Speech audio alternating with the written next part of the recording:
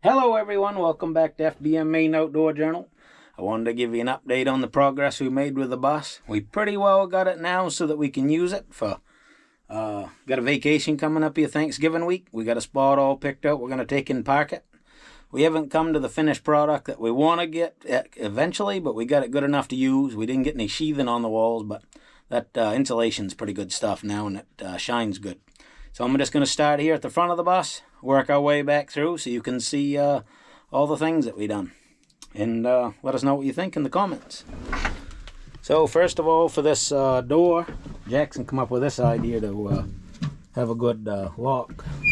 We got these 2x4 brackets here that we can put across at night time to keep this door closed, because this is an air actuated door that you can disengage and use, and that'll help with that.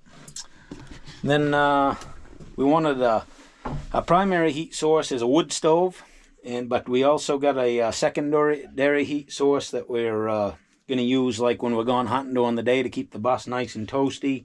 We can use it at nighttime, or if we just don't feel like having a wood stove. This is one of those cool little, they call them Chinese heaters. They're those small 12 volt. They just suck up a little bit of 12 volt juice and a little bit of diesel fuel, and they throw a ton of air for the size. So I got this set up outside.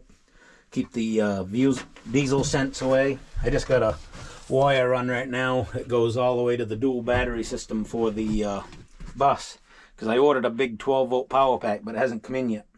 So I'm going to turn this on, show you how this works, and then we'll work our way inside. So this is just a simple little diesel heater. I took the control panel off and mounted it on the wall so I could see it. I just put some foam underneath here to help quiet it down with the fan running, and the fuel pump makes a little clicking sound. Right on this direct metal, you could hear it pretty good. So I'm going to see if that weather stripping that I put on there quiets that down. But got the fuel tank, and it's pretty easy to turn on. You just touch that power button on there. Right now I got it set so you can set the fan speed to whatever you want. You can also set this with a thermostat, but I only have the short wired version right now, so I can't get it inside to use the thermostat. So I can just adjust it up and down 10 different heat and fan speed settings. And we just got the one duct here. I gotta fill this back in now that I got it put through there. The one duct goes in and blows. So I'm gonna show you where we're gonna go next. Instead of trying to make this whole cabin airtight and try to keep all the heat in, I put this false wall in here with foam insulation, just studded up real basic. It's real strong though, it's right into the steel. And I bought this nice magnetic insulated door curtain that you can get right on Amazon. I can put links to all this stuff in the description, and we'll step inside and see how things look. These are cool little curtains you get behind. They self-close with the magnets, like that. We'll start right here. We put this little shelf in here with the boot dryers notches in it. Put miscellaneous stuff up there with a bunch of hooks. Got a hook there to put a hang pants on or something. These two panels here, those are part of our bed system, but we'll show you that a little later on. Here's our primary heat source. This is an old wood cook parlor stove. Got that run out through. We deleted one of the windows, put some sheet metal in there. We got a nice bracket on the outside with a top hat. I think Jackson's got a little bit of a smudge. Then over to this side, we got our little kitchen area. We just took an old folding table that we had, put a couple screws through it into the metal studs, hold it solid. Picked up a couple of these cheap drawer systems from Walmart. We just screwed those in so they won't roll around too much. They get pretty sturdy. Got our cookware up there. Put all kinds of hooks up in here for our cups. Of course, when we travel, we won't have any of this stuff hanging up here. We'll pack a lot of this way. I picked up this on Facebook Marketplace. This is a nice little propane stove, propane oven combo. Just be able to put a 20-pound cylinder right underneath there and use that for baking and cooking if we're not using the wood cook stove. And we'll work our way through. One of the biggest wastes of space in these is these wheel wells. It's hard to do anything with them. So we kind of made this into a table slash bed slash seating area. We built one of these on each side. Those two panels that we have over there will sit right on this beam on each side.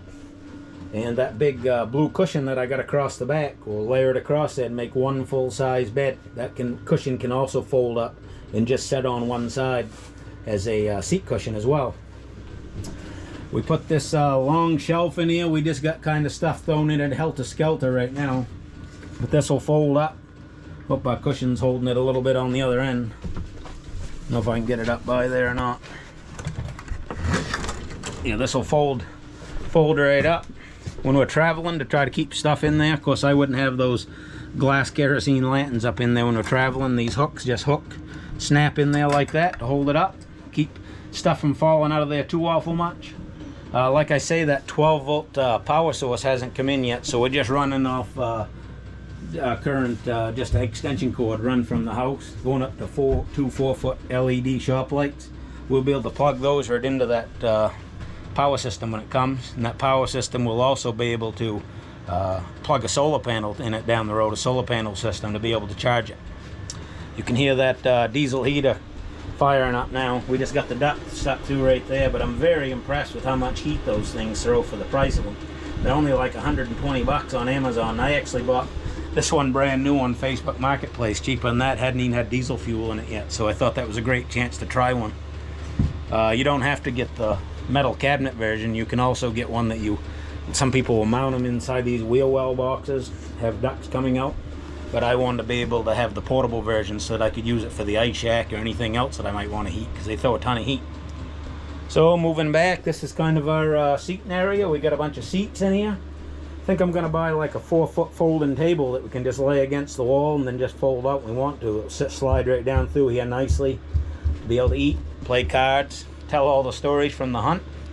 Then the other part of our sleeping system, got this on Facebook Marketplace. If you keep looking for stuff that you're looking for over a long period of time, you can gather up stuff pretty cheap. I got this way less than half price. They sell these in Cabela's. They're a camo cot disco bed, they're called. So you can either make this into 2 separate cots, or you can make it into cot bunk beds, or you can fold it down into just a couch. We got it set in a couch right now, and I have that cushion that we use for the full-size bed up behind it.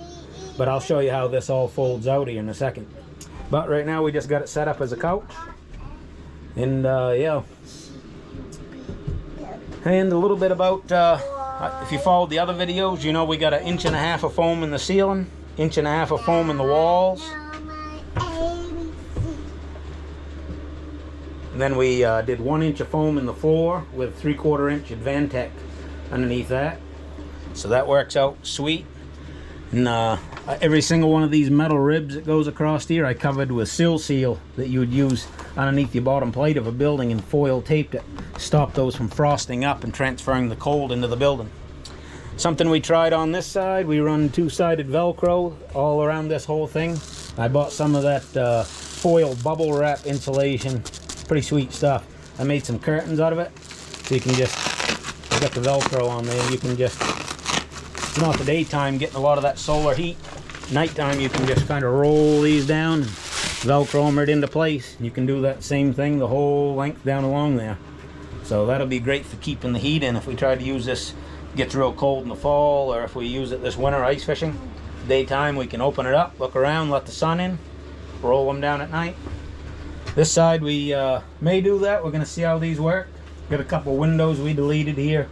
Try to keep some of the heat in. These were like emergency exits, so they're real hard to close up, and they were leaking and things like that. So we just deleted those and insulated them with 1.5 inches of foam. Behind there by the kitchen, I just run a 1/2 inch sheet and sandwiched it right up against there, and filled it in with some strapping. So that's the basic outline of it.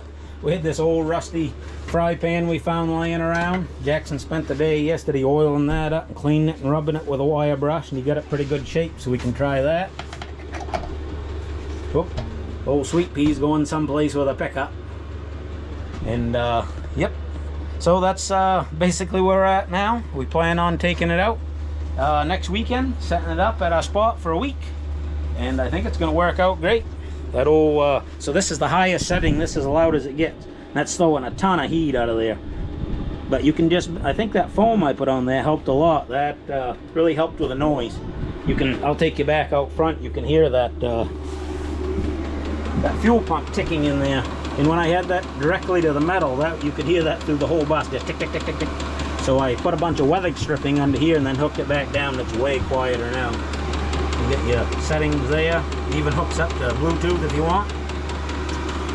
And so that's our tour of the bus. I know it's got some work to do. We want to do some sheathing on the walls. Want to do a little something for a ceiling. But this is how we're going to use it this year. I think she's well on her way, and I think we're going to have some great memories. What do you guys think? I think so. I think we're going to have some great memories. I think we should have some pancakes. And with that, we'll see you next time.